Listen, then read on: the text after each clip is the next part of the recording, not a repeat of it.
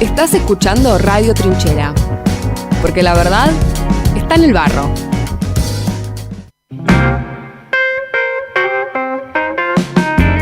Nueve 31 de la mañana, casi 32, desde el estudio Emilio Oscamaitacuri para el mundo, pero en especial para nuestra patria bicontinental y bioceánica, 526 al fondo aquí por Radio Trinchera. Ya estamos en comunicación telefónica con Oscar Parrilli, senador nacional por Neuquén, de Unión por la Patria. Oscar, buen día. Franco y Arianda te saludan desde los micrófonos de Radio Trinchera.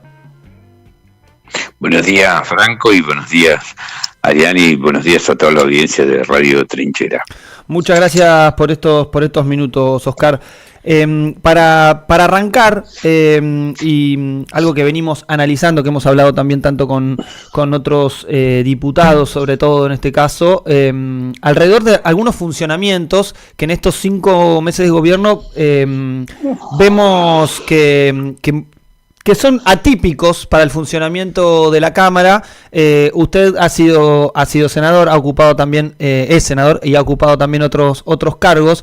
¿Cómo analiza estas irregularidades alrededor del funcionamiento de las cámaras?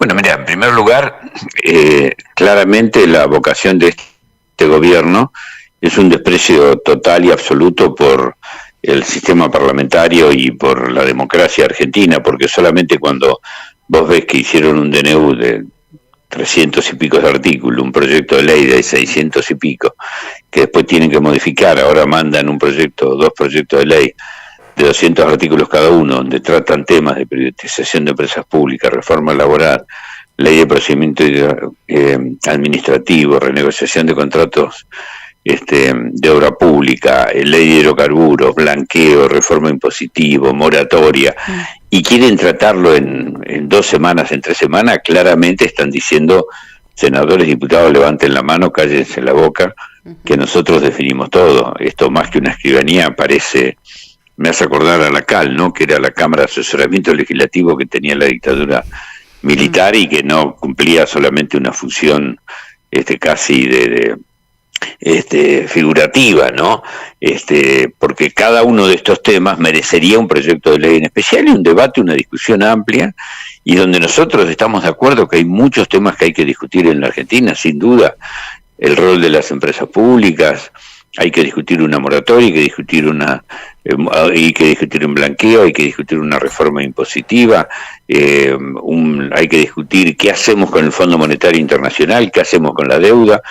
Son todos temas que merecen que los debatamos y merecen que el Poder Ejecutivo se interese y se preocupe por eso, pero lo que vemos, como decía Cristina Kirchner en el acto de Quilmes, están sometiendo al pueblo argentino a un ajuste tremendo, casi perverso, de resultado absolutamente inútil, donde además ya sabemos qué es lo que va a pasar con todo esto, porque estas políticas ya se aplicaron en la Argentina. Entonces, esta experiencia anarcocolonial de volver al colonialismo antes de 1810, con el solo objetivo de beneficiar a grupos económicos y financieros internacionales, nosotros estamos totalmente en contra, ¿no? Oscar, buen día. Ariadna te saluda. Buen día, Ariadna. Con respecto al proyecto de ley concretamente, la semana pasada se hablaba muchísimo sobre el régimen de incentivo a las grandes inversiones. Es una de los artículos quizás más importantes porque condena a la Argentina a vivir bajo el yugo de las empresas. ¿Cómo vienen trabajando esto? Quería saber cómo vienen trabajando esto con el resto de los senadores que no son de Unión por la Patria. Lo hemos escuchado a Lustó hablando sobre el RIGI la semana pasada en las comisiones, pero concretamente si hay comunicación entre bloques para conversar sobre lo que significa este proyecto de ley en su totalidad, teniendo en cuenta que hay muchos que no conocen el trasfondo de estos artículos concretamente. No, el RIGI, el régimen de incentivo a la grandes inversiones, en realidad es el estatuto legal de coloniaje, es decirle a los grupos económicos, acá está la riqueza argentina a disposición de ustedes, llévensela, y si el vaso derrama, déjenos algo. Es escandaloso este régimen, no solamente porque permite que los recursos naturales como el gas, el petróleo, la minería, la agricultura, el litio se lo lleven, sino que además también permite que los bienes actuales, es decir, puede venir una empresa y apropiarse con una inversión de más de 200 millones de dólares, no sé, por ejemplo, de Alvaro, del mismo Techín, y a partir de eso tener beneficios impositivos escandalosos y sin ninguna nueva inversión en ninguna nueva actividad. Yo lo escuché a Lustó también, nosotros coincidimos en muchos aspectos de lo que él plantea. Nosotros somos un poco más severos, no creemos que sea ser generoso. Esto excede el marco de la generosidad. Esto lo que lleva a la Argentina es a regalar los recursos naturales a cambio de nada. De todas formas, las objeciones que él hace, nosotros las compartimos y algunas las profundizamos también un poco más. También lo que hace con respecto al blanqueo. Nosotros estamos de acuerdo con que no se puede premiar al que evadió impuesto. En todo caso, se le da la posibilidad con un impuesto de regularizar la situación, pero es pagando. Acá se le da la posibilidad de regularizar sin pagar. Tampoco se permite, se permite que los hermanos de los funcionarios públicos blanqueen, sí, también a los que menos de 5 años, con lo cual muchos de los funcionarios del macrismo quedan afuera y pueden blanquear. También estamos de acuerdo con que se prohíba un blanqueo posterior. No estamos de acuerdo con la limitación que le ponen las provincias. Es decir, hay muchos temas de los que plantea Lustó que nosotros estamos de acuerdo en modificar, y desde ya que estamos abiertos al debate y a la discusión de una reforma impositiva y de un blanqueo, pero no en los términos que lo está proponiendo hoy el gobierno. Oscar, con respecto un poco a cómo se está dando esta discusión, a lo que va a ser también, o lo que podríamos hacer muchos desde el periodismo, que es esta situación del poroteo y de evaluar qué viabilidad tiene de que esto avance o no en el Senado, cuáles son las expectativas que tienen desde las bancadas de Unión por la Patria, si realmente creen en el rechazo en el Senado y la posibilidad de trabajar para eso, y cómo ves también el desenlace, la vuelta a la Cámara de Origen en diputados, y cuál crees que puede ser el desenlace de este proyecto de ley. Mira, nosotros tuvimos 3 reuniones de bloque nuestro, en donde estuvieron los 33 senadores, y los 33 senadores manifestaron la vocación de que vamos a votar en general en contra, y si se llega a aprobar en general, vamos a hacer después observaciones en particular a muchos de los artículos, y algunos vamos a pedir el rechazo total, obviamente. En segundo lugar, nosotros en realidad tenemos 4 senadores que fueron votados en las listas de nuestro espacio político. Tenemos los 2 misioneros, que son senadores porque iban en la boleta con Massa, claro, y tenemos al senador de Entre Ríos, Cuellar, y al senador de Corrientes, Camao Espínola, que fueron electos como senadores en la boleta Unión por la Patria, de manera que teóricamente tendríamos los 37 votos, pero evidentemente estos 4 no se sabe todavía lo que van a hacer. Yo lo que he planteado públicamente es que espero que no existan senadores tero, ¿no? Como existieron diputados tero. Sí. Yo no sé si vos sabés lo que es el tero. El Me tero imagino que sí. Se conoce en el campo porque grita en un lado y pone los huevos en otro, exactamente, ¿no? Entonces teníamos diputados que vos escuchabas su discurso, como de Loredo o como Stolbizer, enfervorizados, exaltados, hasta algunos casi llorando, en contra de la ley, y después votaban a favor. Entonces, estas contradicciones y estas cosas, esta incongruencia y esta hipocresía, que creo que es en definitiva lo que la gente rechaza de los políticos, es lo que espero que no ocurra en el Senado. Aquellos que estén de acuerdo, que lo digan, y yo los respeto, porque creo que están equivocados, totalmente equivocados, le están haciendo un daño muy grande a la Argentina, pero bueno, tienen otra opinión. Lo que me parece una incongruencia, que digan una cosa y que hagan otra. Y en el caso de que vuelva a la Cámara de Origen, ¿crees que ahí pueda llegar a tener un rechazo el proyecto? Mirá, eso depende de con qué mayoría se aprueben las modificaciones, si con simple mayoría o con 2/3. Claro. Si se aprueba con simple mayoría pueden ratificar la sanción, claro, de la ley, y la ley se sanciona, depende de eso, de qué mayorías tengan, ¿no? Claro. Oscar, vos recién hablabas de los diputados tero, y hace unas semanas hablábamos con una diputada de Unión por la Patria, le preguntábamos justamente por este rumor que se estaba sucediendo acerca de que circuló en off, digamos, sobre diputados de Unión por la Patria del NOA, particularmente del norte, que planteaban la discusión de votar a favor de la ley bases por aludiendo regionalismos, y concretamente, bueno, no manteniendo la unidad de voto que se planteaba desde el bloque de Unión por la Patria en la Cámara de Diputados. Preguntarte cómo está eso particularmente, más allá de que sea senador. Imagino que las conversaciones se mantienen constantemente con el bloque de diputados y, bueno, particularmente cómo está esa situación de unidad dentro de Unión por la Patria en este momento particular. En el Senado, yo te diría, te reitero, los 33 senadores en las últimas 3 reuniones de bloque que hicimos ratificaron que votan en contra, de manera que no debería haber ninguna duda. No sé si estas suspicacias que hay, que las he visto obviamente, algunos comentarios obedecen a tensiones, a presiones, a intención de cambiar el voto, no lo sé. Pero por lo que he escuchado hasta ahora, no hay ningún riesgo. Los 33 senadores vamos a votar en general en contra. Y si vuelve a la Cámara de Diputados, ¿se considera que entonces todo el bloque de Unión por la Patria va a votar en contra? Bueno, por eso entiendo que sí, pero depende de qué mayoría tenga cada artículo. Depende de la mayoría que tenga en el Senado, con qué mayoría se debe ratificar en diputados. Por eso hay que esperar la votación para tener un resultado y para tener una cuestión más precisa, ¿no? Le recordamos a la oyentada que estamos en comunicación telefónica con Oscar Parrilli, senador nacional de Unión por la Patria. Oscar, con relación al peronismo, al cual has abrazado hace muchísimos años y en el cual has transitado, ¿cómo lo ves hoy? ¿Cómo ves el rol opositor a este gobierno? ¿Y qué expectativa tenés para el futuro cercano? Mira, yo creo que el peronismo, nosotros, y en especial desde el kirchnerismo, debemos tener muy claro que el fracaso de Milei no nos lleva a nosotros al gobierno. Ojalá el pueblo argentino se beneficie con la gestión. Dudo mucho por las medidas que está tomando, que creo que son absolutamente perjudiciales y lo único que hacen es agravar los problemas que los argentinos tienen hoy. Evidentemente, si nosotros perdimos una elección fue porque no cumplimos las expectativas que una gran parte de la sociedad había depositado en nosotros en el 2019. Hubo muchos temas que nosotros en el gobierno no abordamos como correspondía.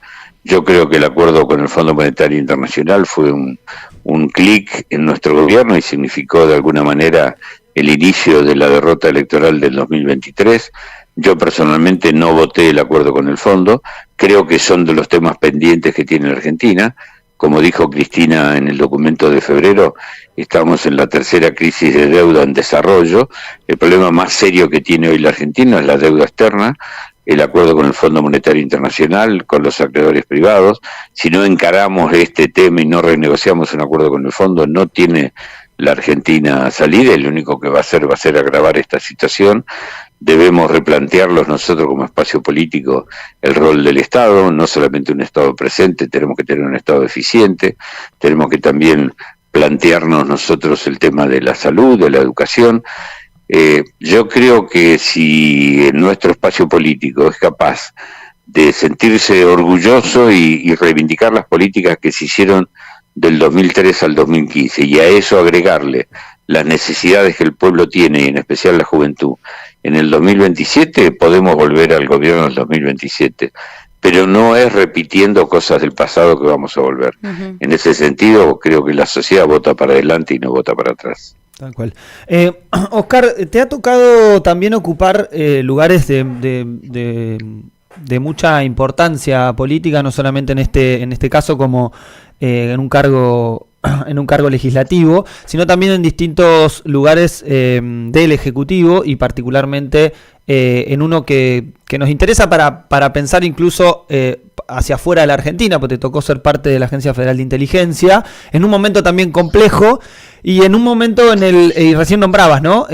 Alrededor de cómo funcionan lo que algunos dirigentes políticos de referencia mundial nombraban a la deuda externa como soga al cuello de los pueblos.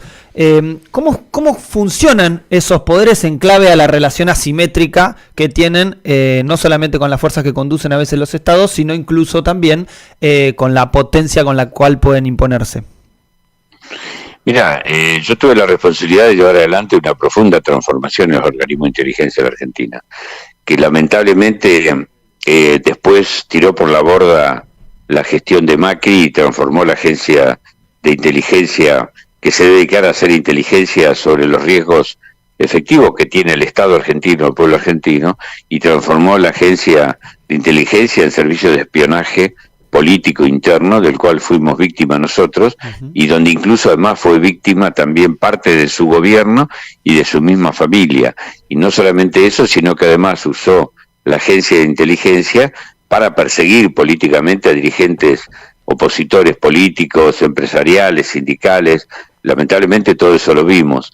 Después vino la gestión de Alberto, donde creo que se hizo una limpieza de todo eso, pero no se retomó la agenda que debía tomarse. Y hoy la agencia de inteligencia está al servicio claramente de la CIA y de la agencia de inteligencia del Estado de Israel, con el cual nosotros teníamos buenas relaciones, pero no hacíamos la inteligencia que a ellos les interesaba o les convenía, sino que hacíamos la inteligencia que necesita el Estado argentino y que necesita el pueblo argentino para protegerse de las amenazas y de las acechanzas que puede haber en el mundo moderno.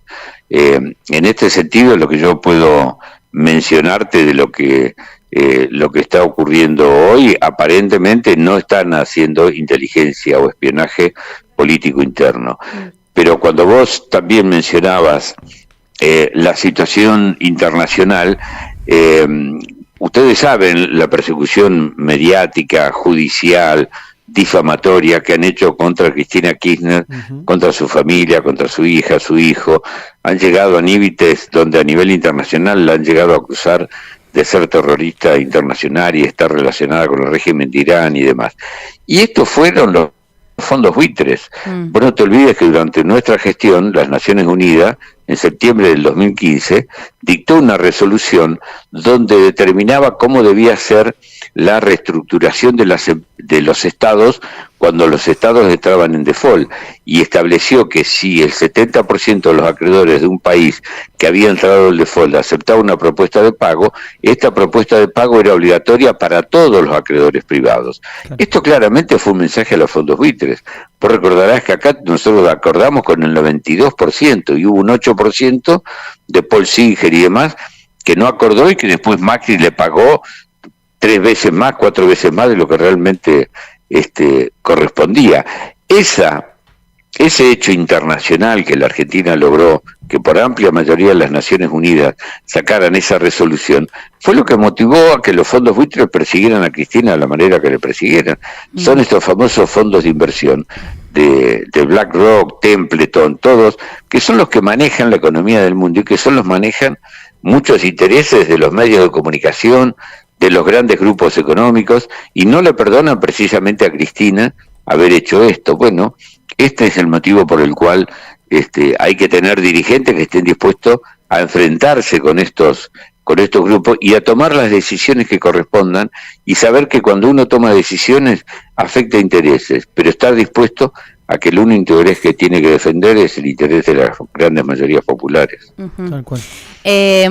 Oscar, vos recién nombrabas esto de la inteligencia. Yo te quería preguntar como último algo que tiene que ver con nuestro involucramiento como país en lo que vienen siendo los conflictos externos, como es el genocidio en curso que se está sucediendo en Palestina, y que concretamente la Argentina siempre se pudo mantener en una posición favorable en la que no nos involucremos, y que nuevamente está sucediendo algo que sucedía en los 90 y que después trajo los atentados más horribles que se sucedieron en la Argentina.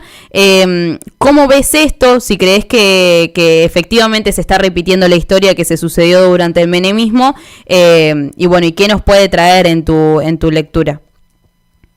Bueno, es gravísimo lo que está haciendo. Creo que es un capricho una cuestión dogmática, una cuestión ideológica y casi una cuestión mesiánica del presidente de involucrar a todos los argentinos en una aventura bélica que la verdad que nosotros lo único que tenemos que hacer es pedir por la paz allí.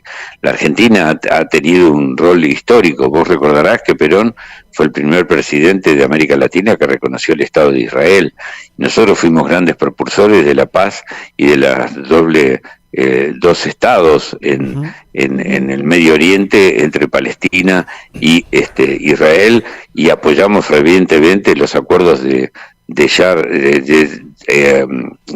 Yasser Arafat y Isaac Rabin, cuando precisamente se les da el Premio Nobel de la Paz y se reconoce. Condenamos enérgicamente los atentados que hizo Hamas en Israel porque nos parece un atentado a la dignidad humana, pero también condenamos el genocidio que está llevando adelante Netanyahu, no los judíos, no los israelitas. El gobierno de Netanyahu está llevando adelante sobre el pueblo palestino, y nos parece que la votación que ha hecho últimamente la Argentina con lo peor de la política internacional es una afrenta a todos los argentinos y debemos rápidamente en algún momento rectificarla.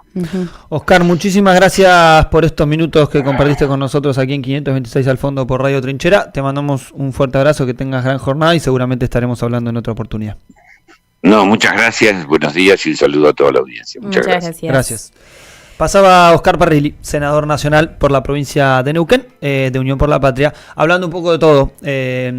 Justo una persona que ha tenido roles muy importantes, no solamente en este caso siendo senador nacional, sino también siendo parte de la dirección de la Agencia Federal de Inteligencia, en un momento, como bien decía él, muy sensible de cómo funcionaban, en este caso, los servicios de inteligencia. Recordemos en el momento en el cual se expulsa a Jaime Estiuso de ese lugar. Totalmente. Concretamente, sobre la ley bases, bueno, Unión por la Patria, el bloque de senadores está ratificando, bueno, a través de Oscar, que lo comentaba recién, tienen alrededor de 37 votos, tendrían los 4 votos que bloquearían que la ley pase. Sin embargo, de volver a la Cámara de Diputados habrá que ver cómo formula Unión por la Patria la votación, porque concretamente hubo diputados de Catamarca y de San Juan que votaron a favor de la ley bases en general, y que justamente rompieron no rompieron con el bloque, pero sí rompieron con la decisión del bloque, y son un poco estos diputados tero, como comenta Oscar Parrilli, así que veremos qué sucede durante esta semana, que también se estará discutiendo en comisiones. 9:54, vamos y venimos, que ya cerramos, pero viene Doblan las Campanas.